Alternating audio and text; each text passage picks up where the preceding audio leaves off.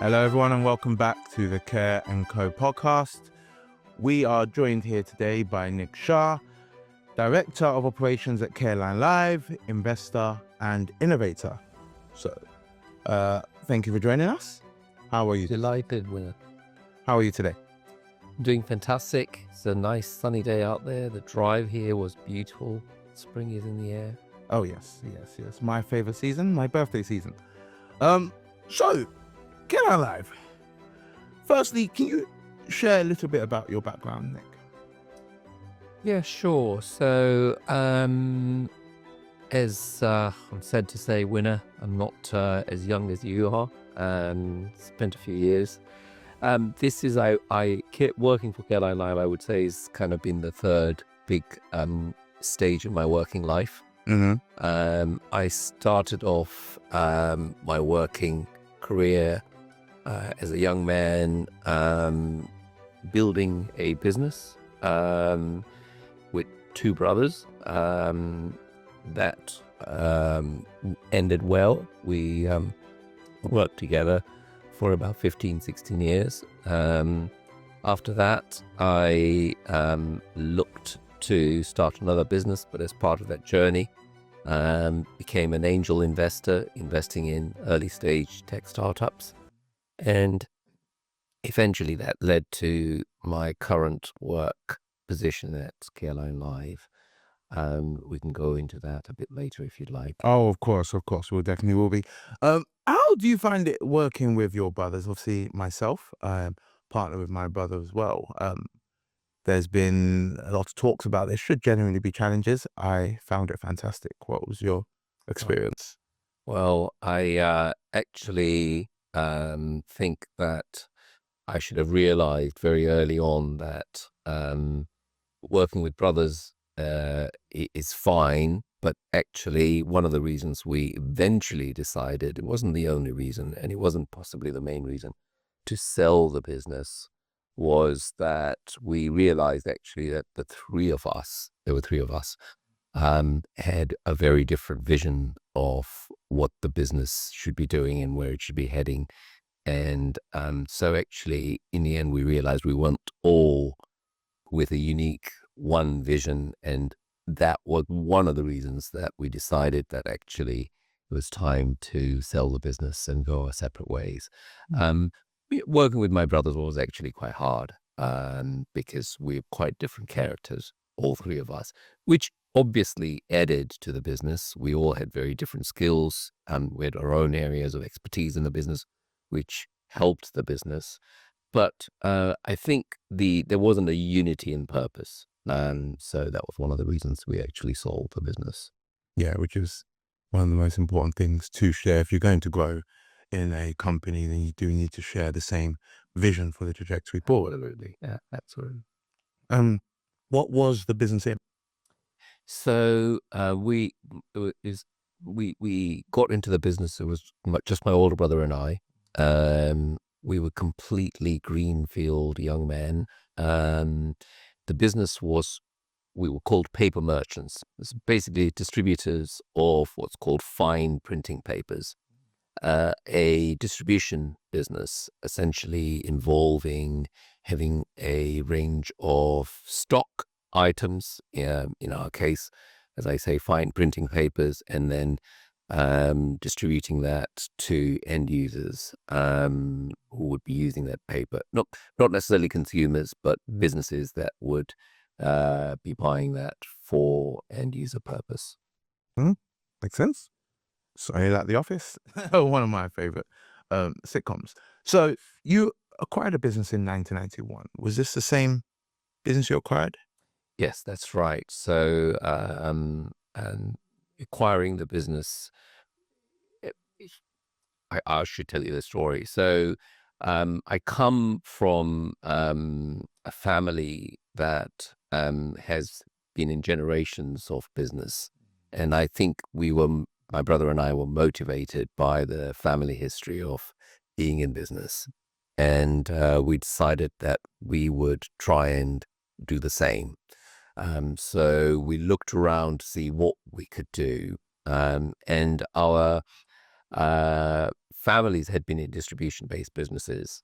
So we had that as a model. And we essentially scoured around and looked for businesses that were for sale that we could buy potentially and run and take over. And we found an ad in the FT for, we actually acquired two businesses from the same owner at the same time at that time. This was the early 90s. We were, you probably won't remember because of your age, but I was born, but recession, really severe recession. Businesses were in trouble or failing or finding it hard. We bought these businesses from a gentleman who had built up remarkable business in paper distribution, had acquired these two units that we bought himself, and then as a result of challenges in the 90s because of the recession, needed to liquidate and get some cash into his main business. Yes, we bought these two paper merchant businesses with two different brands, very old-fashioned English names, took them over and started learning how to run them. and from what we can see now, I'm assuming that was quite successful. Eventually, it took about 4 to 5 years before we were standing on our own 2 feet and then growing successfully. Yes. What were the challenges that you faced? Well, I guess it wasn't particularly challenges. It was just two young men learning how to grow a business and figuring things out. I mean, we were in our early 20s, hadn't run any businesses before, had no knowledge of this sector. I mean, we were literally, learning as we were going along. Yeah, I mean, I can share your plight in that exactly. Almost, I joined into Mega Resources at 21. Right. Without my mother's guidance, I don't know where I would be. She has all the knowledge and influence, and we just throw ourselves in the deep end. But Right. it does take a little while, but if you get through it, it's really good. I mean, and that is one of the things about family-owned businesses, that there is space to perhaps do that. Yeah. And, it's wonderful if it works. Exactly. Yeah, space and time to fail, and they'll put up with some of your drawbacks. So then you sold the business and went on to investing. Yeah. How did you find that? How do you seek after the investments you're going to make? What's your criteria? Yeah, so again, this was a period in my life where I was learning how to do what I set out as my objective. To explain a little bit, we sold our paper businesses in 2006, and I was still a young man at that point in my early 40s, still very hungry to run businesses, to be a businessman, and had decided that I was going to continue trying to be an entrepreneur, to grow a business. But my experience at the paper businesses was that the main reason we sold the paper businesses was that we were being outcompeted in the marketplace. The market changed dramatically over the 15 or so years that we ran those businesses, and it was becoming more and more, as most businesses were,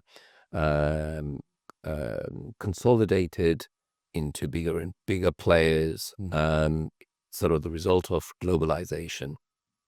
And we were being outcompeted by competitors who had much larger pools of capital to play with. And the supply chains were all biased, I would say, towards operators, distributors, middlemen, middle merchants who could buy large quantities and commit to large quantities at a time. And at the end of the day, it was also a logistics business, which required capital in terms of having warehousing, transport fleets, etc. So we found that over the years, our margins were getting tighter and tighter. And we eventually realized that we didn't actually have the tools and the setup to compete in this marketplace and succeed.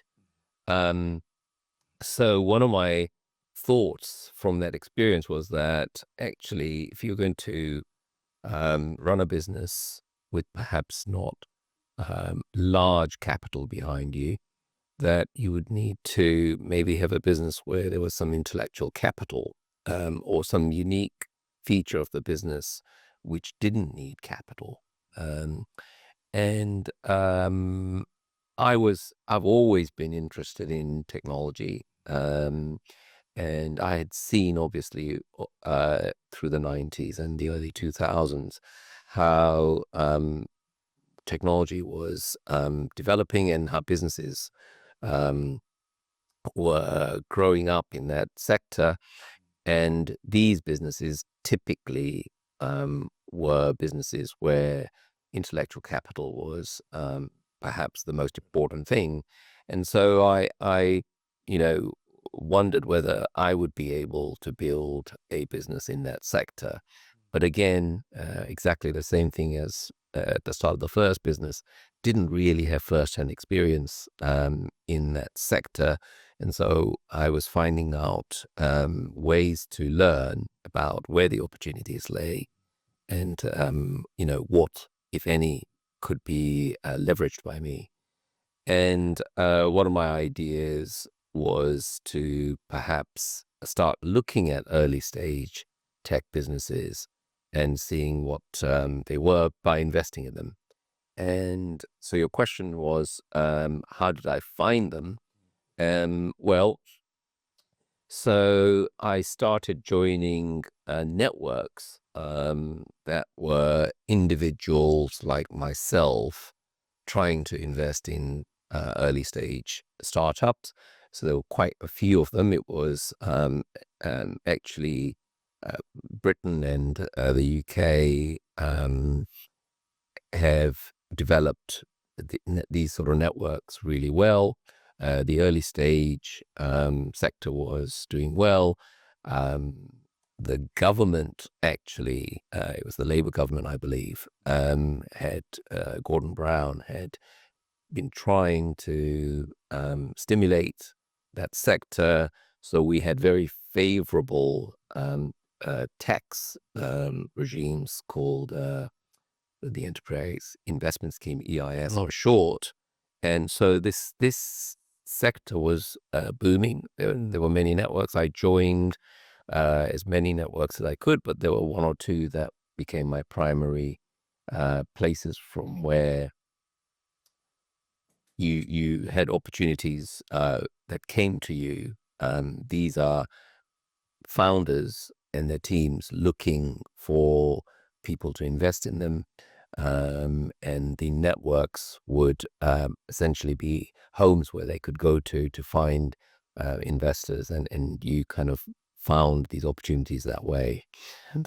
So yeah, that was my primary way. And as a small, not as a small, but as a single individual, it's unlikely for a single individual to invest completely in a startup. So you do need to pool together, of course. And this is where these networks worked really well, because syndicates would form of people who liked a particular opportunity and would agree to invest together. Okay, fantastic.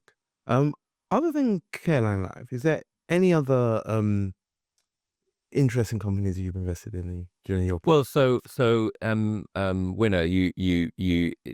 this stage of my life, it may not seem as if it was a business, but actually it was a business for me.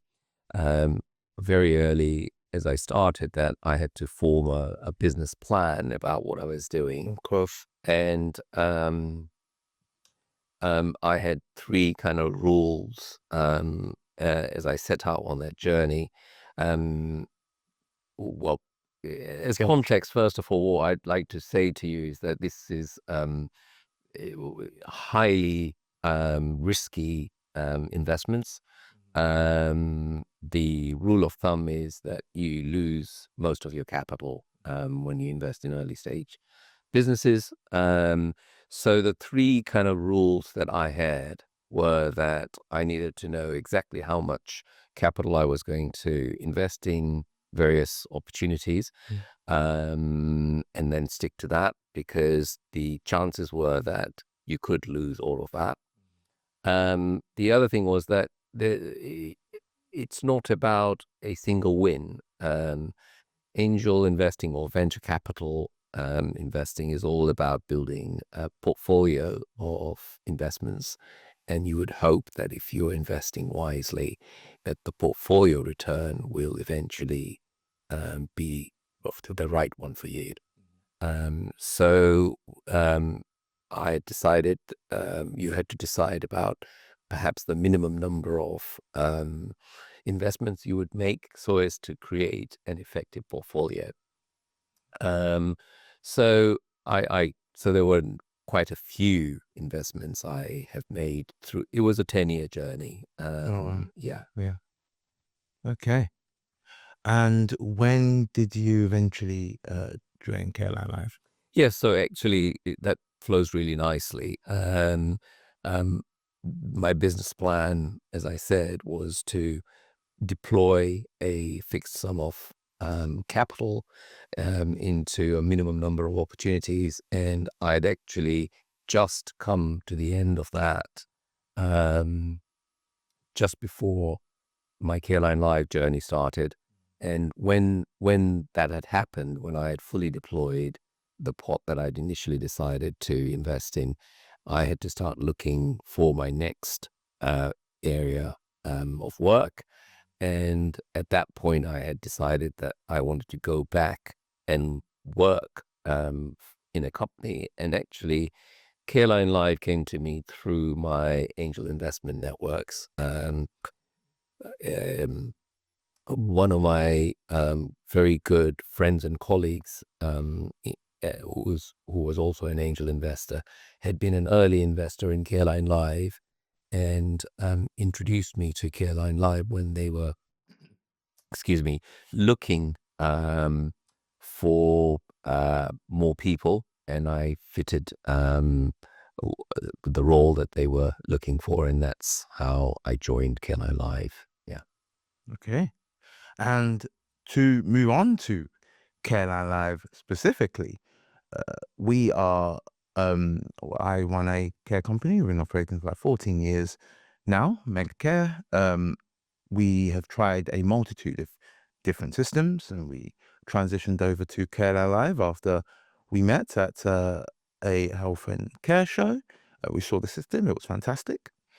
We transitioned over in 2020, and we've not looked back. We've been, of course, often bombarded by many different competitors and showing their systems, but we have no reason to move. It's a very, very good system. You have strong operators and strong people that do the upgrades and update the system quite regularly. So in relation to CareLineLive, what big plans and upgrades do you currently have for CareLineLive in the future? What should we expect in the next 5 years that keeps CareLineLive ahead of the industry and the rest of their competitors? So look, we from day one, CareLineLive has so it started by Josh Hoff, and he quickly brought Deck Norton, our CTO, into the business. I would say that they're the two founders of the business, and from day one, they've always envisaged being perhaps one of the top, if not the top, home care management platform, not just for the UK, but really globally. And actually, we have grown very well over the last 6 years, and that ambition is still actually what we are gunning for.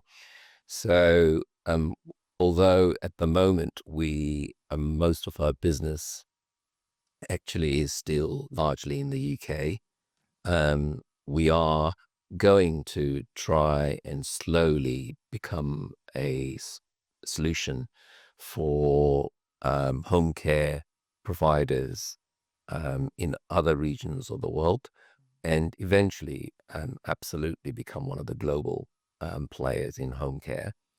With that in mind, over the next 5 years, I think that so the vision of CareLineLive has always been to be a business in a box tool for domiciliary care, home care providers, which essentially means that the care operations of home care providers, we should help to help you run them as much as possible with our software. And I think over the next 5 years, we want to make our platform talk to other platforms much better.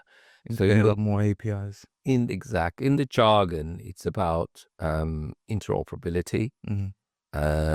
And what we would like to do is allow more information to flow in and out for you through CareLineLive. So one of the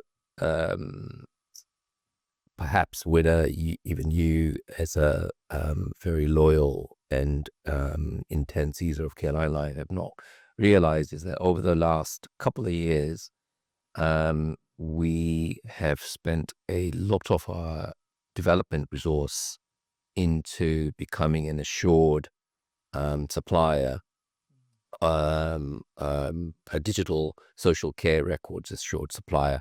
This is a program that is run by the UK's Department of Health, and it was a program whose aims was very much to help health and social care or social care providers in the UK to become more digitally enabled and use more digital tools. Now, as part of that program, essentially the standards were set, which were required that would have a minimum set of standards for software providers to meet. It was quite an arduous process actually for us, and will continue to be. The program continues. But as part of that program, one of their big objectives also is for health and for social care provision and social care providers to be able to interact with the health side as well. And that again comes back to interoperability. And so, yeah, I would say at a 30,000-foot level over the next 5 years, we absolutely want to make sure that we can help you get the benefits of information from other third-party sources that you may need. Now, as an example of that, already one of the standards we had to meet for digital social care records assured supplier certification was a program called GP Connect. Yes. Which is run by really the NHS, which is all about access to the GP summary record of end users. And so that's an example of how that will help you as a dom care provider run your operations perhaps not just more efficiently, but also be able to provide more person-centered care. 100%. We have, since we launched GP Connect in October last year, a lot of our customers have come back and said, that it's really, really helping them, because one of the big comments always is we no longer have to wait on the phone um, uh, uh, to GPs looking for information for our service providers, or we don't have to wait for emails to come back 2 or 3 days later. It's also, for example, helping you be more proactive. If you, on a GP care summary record, if you see that someone's meds have changed, you can react accordingly, etc. So, yeah. Yeah. To be honest, honestly, I can't agree more. The GP Connect, we went onto it. I believe even in the trial stage, You did say, yes, you were one of our pilot. Yes, and it has been very, very fantastic because quality, compliance, and efficiency is three of the most important things that we require from the company, and we like to see in the usage of our home care management system, and it provides just exactly that. So you no longer have to, as you said, wait to see if there's been any change of medication, a change of prescription. You can utilize it for even to double check the counts. You know when the medication was delivered. You see what day you're in. You know how much should be left. When you take on a new service user, if Mhm. they are perhaps old, or someone who may have dementia, may not be able to answer, for example, what meds they're taking. Well, this is an easy way for you to be able to go and check what meds have been prescribed to them already, and allergies. And Yes, and that's exactly how it helps us. We know that NHS is fantastic. However, always some drawbacks in times and efficiency and transfer of data. It's not always as accurate from the point of when you receive a service user to the point when they've done the initial assessment. And now coming out, being able to go directly and seeing what they've been currently prescribed has helped our efficiency a lot. So those are the exact changes and stuff that we are looking for and the upgrades that you're bringing in. And truthfully, from a care company owner myself, it is fantastic. With the increase of staffing costs in the UK, I believe the social care sector will be hit probably the hardest, if not healthcare as a whole, with the national insurance rise and the um, rises in minimum wage as well. You're always having to step everyone's wage up, so obviously pay them at their senior level. So for us, anything that can reduce the direct time or the working time and increase efficiency of our resources is most valuable to us. yeah, I totally agree. And I think we all know, who are working in the care sector, that staff costs are rising, and funding is drained. Um, so also, I think what's very important for you is to be able to recruit and then retain. Mm, And one of the things that our software should help you is, I think, in retention. If the software can make your care staff's lives a little bit easier, um, then perhaps taking away those sort of frictions will mean that they will be able to withstand the pressures of their day-to-day work a bit better, and therefore stay longer with you. So along those lines as well, we absolutely hope to be developing more functionality that should help make the lives of your care staff easier, not just your office-based staff mm, easier.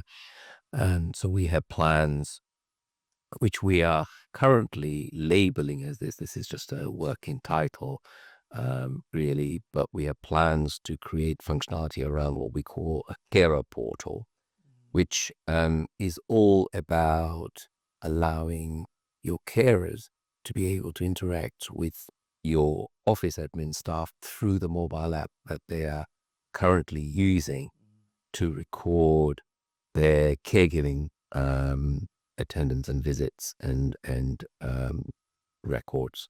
So, among other things, we hope that as we develop this set of features, your care staff will be able to, for example, record their availability through the app, which should take away tasks from your office-based staff. A lot of time. They can request holiday leave. We also hope, for example, we know how dynamic your day-to-day scenario is and how quickly changes have to be made to your rotas. So in cases where perhaps there's an extra requirement for a visit to be made, or where perhaps a care staff member is not able to make a particular visit that's been pre-allocated to them, we're hoping that you may be able to ask all your staff if anyone can accept a particular visit or a shift through the app. Yeah, that truly would be a wonderful, implementation. It's something that we utilize, obviously, generally through WhatsApp, through emails, and to collate all the information together. You put it on WhatsApp, who's available for the shift. You may see 13, 15 people say yes or no, and different things you have to cover, which can be convoluted. So implementing a system like that would be fantastic. I understand generally for the whole community. Yeah, absolutely in our plans. And as I said before, it's exactly that your processes that you have that allow you to work is, in one sense, our problem to try and see if we can, through CareLineLive, help you manage those processes. Wonderful. So I would say for myself that if someone was to ask why do you use CareLineLive and why do you still utilize them, away from all the just the fantastic usage and the system itself, some of my most important things within business is being able to pick up the phone and speak to someone, and to speak to the same person if I would like to continue a conversation. We've always been able to do that, which is fantastic. I would also say that there has been many a times whereby we've seen some stuff, I think it's genuinely earlier stages, and we said this would be cool if it could do that. And we would call up, put it on the pipeline, and within a few weeks, a few months, we'll see it there. That's for me as a customer, that is, we can't necessarily generally ask for more. Um, if someone was to ask you, if I was to ask you, what would you say puts you step forward from your competitors, and someone to ask why should we utilize CareLineLive, what would be your response? Well, Winner, you've explained what I was going to say so beautifully. You've taken the words out of my mouth, literally. Be of course, um, any home care provider who is looking for a software platform or software solution to help them run their business will obviously have to do work at making sure whether the functionality of the product and the feature set of the product meets their minimum requirements. Of course, that's a given. But I would say what really sets apart CareLineLive is kind of one of our internal cultural values, which is we are human. And I think what sets us apart is that we want to be able to be present for you as humans. So whether it is when you first start interacting with us, asking us for information about our system and what it can do for them, to if you decide to come on board, take you through the onboarding and training process, and then through day-to-day support as you need it. What we want to make sure is that we're approachable, we're engaging, and you get, reliable, honest answers from us. So we are very, very proud of the fact that our support team is accessible. You can ring us. Very few, I really think this is true. Very few of our competitors now allow make it easy for their customers to call them and talk to them for support, for day-to-day support. You can call us, you can use our in-app chat facility, you can send an email to us, and then, you know, when a problem arises internally, we have systems where senior management will take responsibility and will come back to you with answers, even when we know they're difficult answers and we may not be able to necessarily do exactly what a customer requires. So I think that I would basically summarize the fact that we want to be essentially a trustable and authentic, a touchable brand. And with time, of course, we need to work hard at making sure that our product functionality and feature set will look after all your kind of requests and requirements. It's quite a difficult job building a SaaS platform because actually I think we have perhaps about 15,000 home care providers in the UK.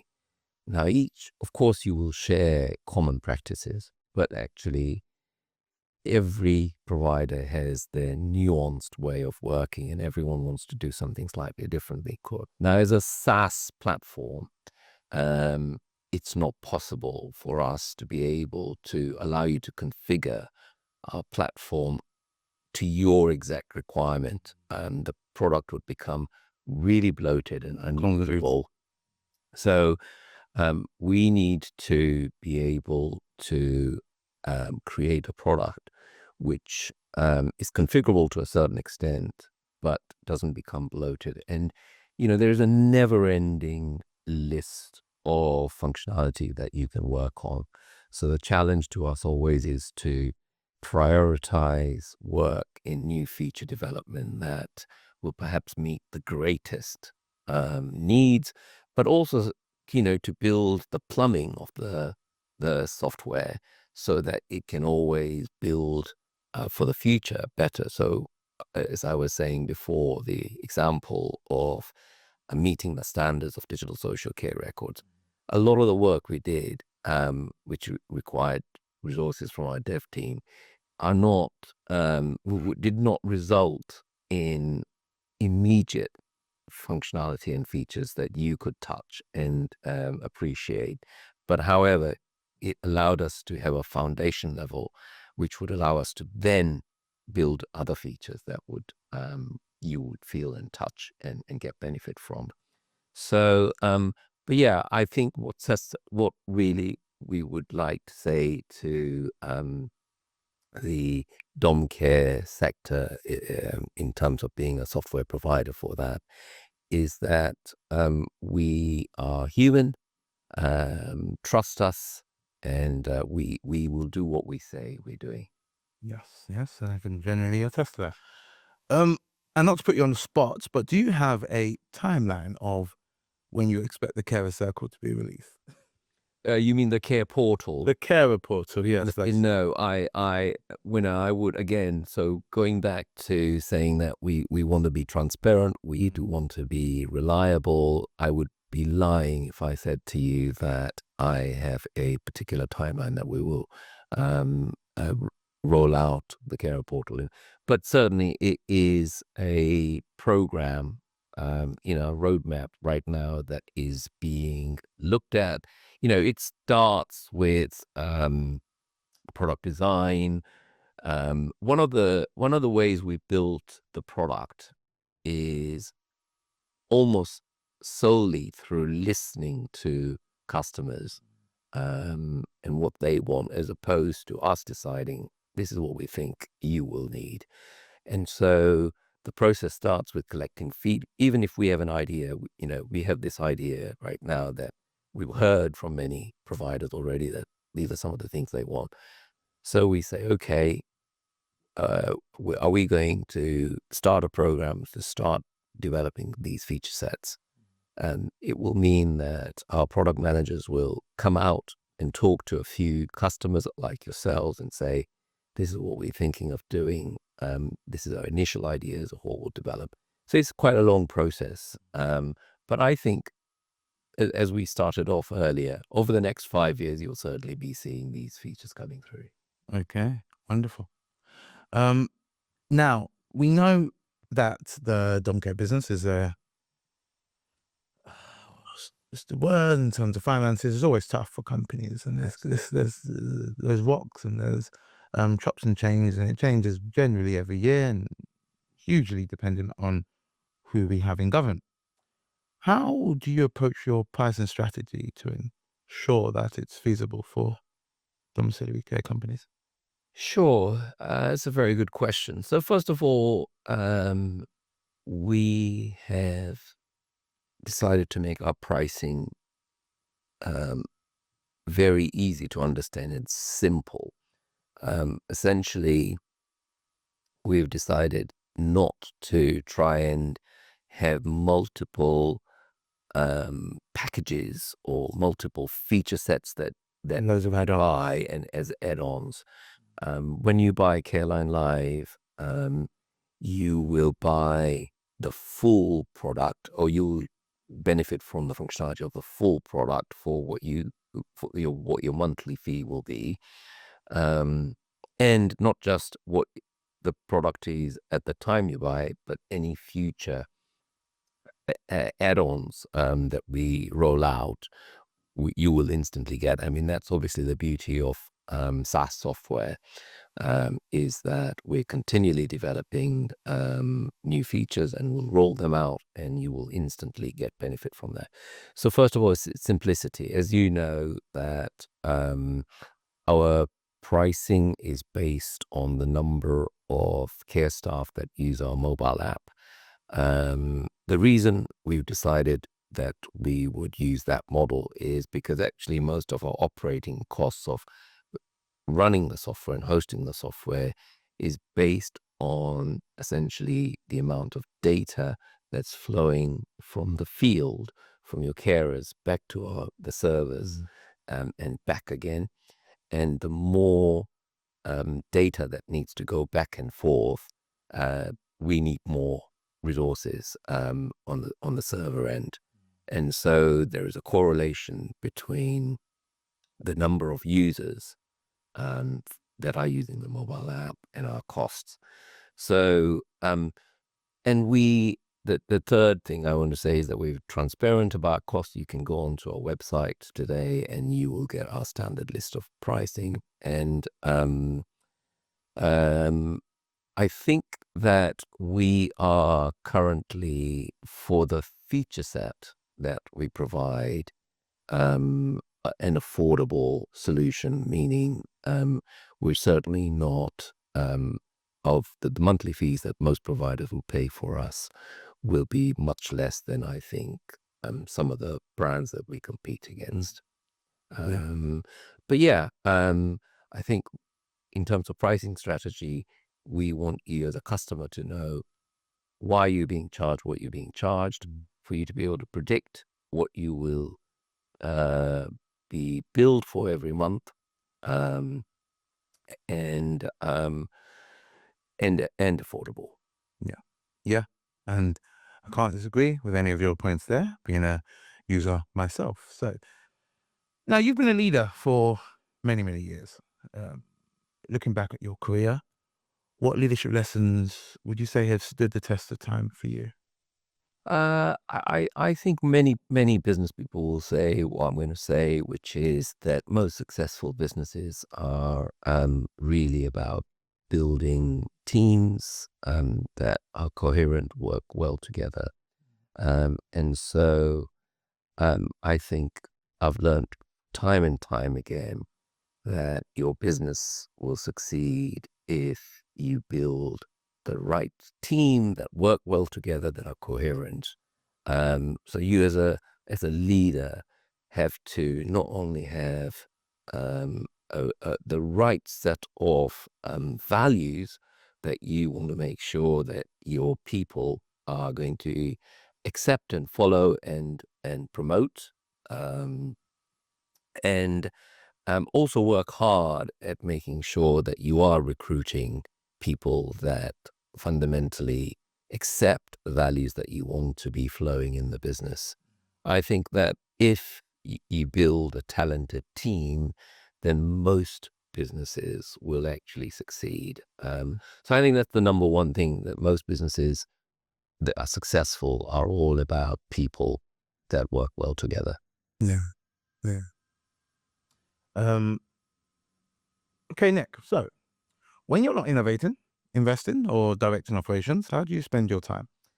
Um, I have a few hobbies. I cycle, and I like to keep fit a little bit, so nothing serious. And other than that, actually, I'm a family man. I like spending time with family and friends, around eating, drinking, watching films together, and arguing about the politics of the day. So yeah, nothing amazing. And just spending good time with the family. Yeah. I get that. Me myself, as you know, I'm a slightly younger entrepreneur. What advice would you give me as a younger entrepreneur going into business in the care business now, looking to diversify? I know there'll be some young entrepreneurs and business people watching as well who would just like to hear some advice to you. Yeah, I may be repeating myself, but first of all, Winner and your brother King, your mum, you're doing fantastically well. Well done, congratulations. I think you're already doing what you need to do to keep diversifying and succeeding. I think you, um, repeating myself, know what you want to build. You have a strong set of values that you adhere to, and you are pushing through your business. I think as long as you continue to do that and have a very clear idea about why you want to build a new service or diversify into new product, and you keep being true not just to yourselves but also to your staff and your customers, you'll be absolutely fine. And I think that's what you're doing right now. I've seen Mega grow and prosper. I've seen how you work very professionally. I have had many interactions, not just with you, but with Ian, and I've just seen how the way the business works. Um, Very, very open, transparent. I think if you continue doing all that, you'll be absolutely fine, and you'll thrive. Thank you. And is there anything you think we should stay away from or stay clear from when you're looking to maybe invest in some businesses and put your money in somewhere? What would you say are some red flags you should be looking at into the businesses that Maybe you're just a very bit of looking generic advice. If something looks too good to be true, stay away from it, because generally there's no such thing as easy money. Yeah. Yeah. So things will, if things look too good to be true, then there's probably something wrong there. Okay. Well, Nick, this has been fantastic. Is there anything you would like to say um, about CareLineLive, about yourself before we? No, I think we've talked about CareLineLive a lot. I would like to thank you for giving us an opportunity to have this conversation, and I want to thank you and your business for being providers in a very, very difficult sector, which we need to be successful, thriving, and healthy, if we as a society are going to be happy and healthy. Um, Everyone knows that we're slowly becoming a more and more elderly society, which does mean that social care, particularly adult social care, is very, very important. I believe that this government and the governments past and in the future do understand that. they, I believe, should work a little bit harder at trying to, I think, make health and social care work well together, work much better together, become a much more unified thing, fund social care in a sustainable, better way. But yes, I want to say thank you for working in this sector and trying to help, because it's an important part of our society. Oh, thank you. Thank you very much for that. And thank you and your team, the CareLineLive. We came over at the point just during COVID-19, to be honest, is when we transitioned over. No one wanted to really be in care. No one wanted to,